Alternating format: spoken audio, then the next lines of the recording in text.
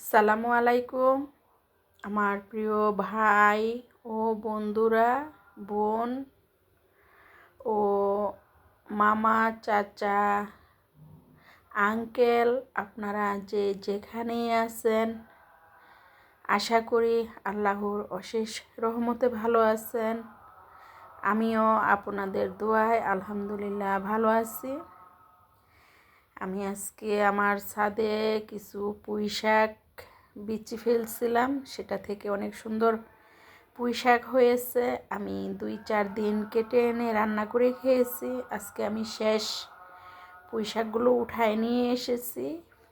তো গাছগুলো একটু বাড়তি হয়ে গেছে, ফুল ফল হয়ে গেছে, তাই আর বেশি রাখা যাবে না। সবগুলোই একসাথে নিয়ে এসেছি। তো আমি কেটে ধুয়ে বেছে আমি একটা কড়াইতে নিয়ে নিলাম। এখানে আমি কিছু আলু আর একটু জালি কুমড় ছিল ঘরে, ওইটা কেটে দিয়ে দিলাম পেঁয়াজ, কাঁচামরিচ কুচি করে রেখেছি। ছিল এখানে দেশি পুঁটি মাছ, সেটা দিয়ে আমি একটা মাখো মাখো তরকারি করব। তো আমি প্রথমত দিয়ে দিলাম মরিচের গুঁড়া, দিয়ে দিব হলুদ গুঁড়া, দিয়ে দিব স্বাদের জন্য 1 চিমটি চিনি। তো এখন দিয়ে দিব স্বাদ মতো লবণ দিয়ে আমি দিয়ে দিব পরিমাণ মতো তেল। তো তেলটা দিয়ে আমি অনেক সুন্দর করে মেখে নেব। সব কিছু একসাথে অনেক সুন্দর করে ভালো করে মেখে আমি পরিমাণ মতো একটু পানি দিয়ে দিব। পানিটা দিয়ে আমি প্রায় 15-20 মিনিটের মতো নেড়ে চেড়ে ঢেকে দিয়ে রান্নাটা আমি কমপ্লিট করে নেব। তো আমার ফাইনালি তরকারিটা হয়ে গেছে।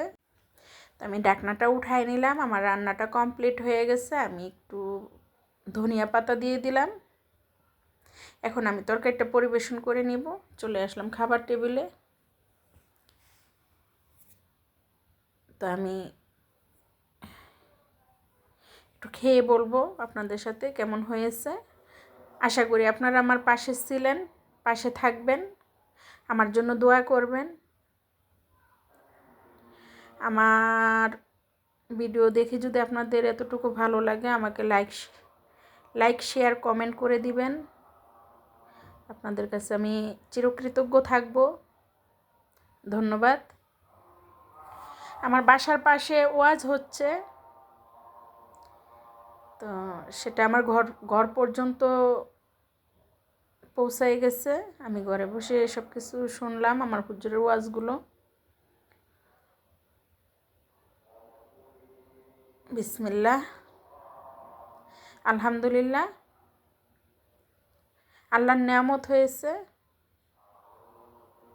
পৃথিবীতে যদি কোনো শ্রেষ্ঠ নেয়ামত থাকে, সেটা হলো রিজিক, সেটা হলো খাবার, তারপর অন্যান্য নেয়ামত। আমি ভিডিওটা আর বেশি বড় করব না। আপনারা সবাই ভালো থাকবেন,